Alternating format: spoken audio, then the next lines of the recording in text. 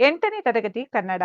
ಪಠ್ಯ ಪೂರಕ 4 ಮಗಳಿಗೆ ಬರೆದ ಪತ್ರ ಪ್ರಶ್ನೋತ್ತರಗಳು. ಕೊಟ್ಟಿರುವ ಪ್ರಶ್ನೆಗಳಿಗೆ ಉತ್ತರಿಸಿ. ಪ್ರಶ್ನೆ 1. ಈ ಪತ್ರವನ್ನು ನೆಹರೂರವರು ಯಾರಿಗೆ ಬರೆದಿದ್ದಾರೆ? ಉತ್ತರ.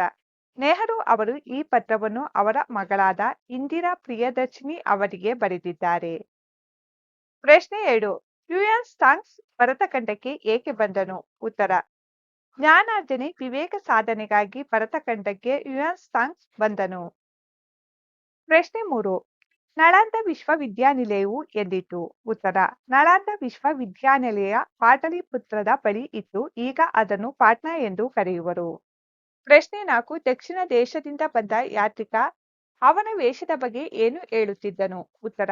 ದಕ್ಷಿಣ ದೇಶದಿಂದ ಬಂದ ಯಾತ್ರಿಕನನ್ನು ಇದೇನು ವೇಷ ಎಂದು ಯಾರಾದರೂ ಕೇಳಿದರೆ, ನನ್ನ ಜ್ಞಾನವಷ್ಟಿದೆ, ಈ ತಾಮ್ರದ ರೇಖುಗಳನ್ನು ಬಿಗಿಸದೆ ಹೋದೆ ನಾನಾದರೆ ನನ್ನ ಹೊಟ್ಟೆ ಬಿರಿದೀತು. ನನ್ನ ಸುತ್ತ ಸುಳಿವ ಅಜ್ಞಾನಿಗಳ ಕಂಡೇ ನಂಗೆ ಅಯ್ಯೋ ಅನಿಸುತ್ತದೆ. ಅವರೆಲ್ಲ ಕತ್ತಲೆಯಲ್ಲಿ ತಡವಿ ಆಡುತ್ತಿದ್ದಾರೆ.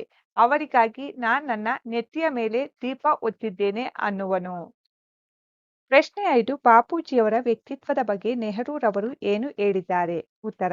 ಬಾಪೂಜಿಯವರ ವ್ಯಕ್ತಿತ್ವ ಪ್ರಶಂಸನೀಯವಾದುದು. ಸೆರೆಮನೆಯಲ್ಲಿದ್ದರೂ ಅವರ ಸಂದೇಶದ ಯಕ್ಷಿಣಿಯು ದೇಶದ ಕೋಟ್ಯಾನುಕೋಟಿ ಭಾರತೀಯರ ಹೃದಯವನ್ನು ಸೂರೆಗೊಂಡಿದೆ ಎಂದು ನೆಹರೂರವರು ಹೇಳಿದ್ದಾರೆ. ಪ್ರಶ್ನೆ 6. ತೆರೆಮರೆಯಲ್ಲಿ ಕೆಲಸ ಮಾಡಿದರೆ ಯಾವ ಅರ್ಥ ಬರುತ್ತದೆ? ಉತ್ತರ. ತೆರೆಮರೆಯಲ್ಲಿ ಕೆಲಸ ಮಾಡಿದರೆ ಭಯವಿದೆ ಎಂಬ ಅರ್ಥ ಬರುತ್ತದೆ. ಮಕ್ಕಳೇ, ಈ ನೋಟ್ಸ್ನಲ್ಲಿ ಯಾವುದಾದರೂ ತಪ್ಪುಗಳಿದ್ದರೆ ಕಮೆಂಟ್ಸ್ ಬಾಕ್ಸ್ನಲ್ಲಿ ತಿಳಿಸಿ.